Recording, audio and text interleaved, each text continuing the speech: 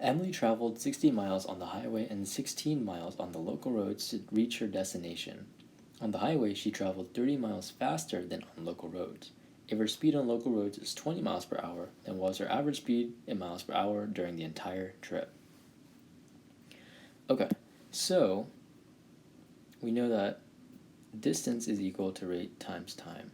This is just a common formula you'll need to kind of understand and memorize for this SAT exam. And we know that on the highway, she does 60 miles. We'll have to set up two equations of this, so one on the highway and one on the local roads. On the highway, she travels 60 miles with a speed of 20 miles per hour plus an additional 30 miles per hour.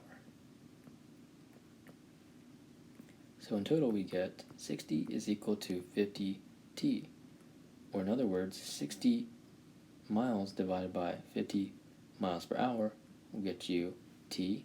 In other words, 1.2 hours is equal to the time it takes for her to drive on the highway.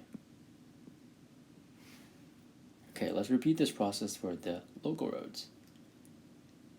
And so we know that on the local road, she travels 16 miles with a rate of 20.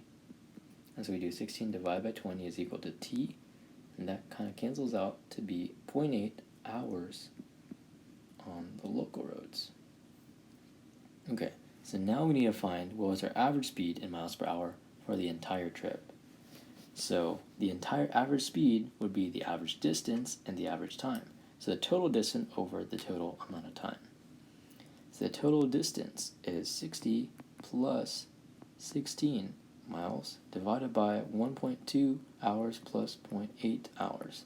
This will get us 76 miles divided by 2 hours, and that'll get us 38 miles per hour.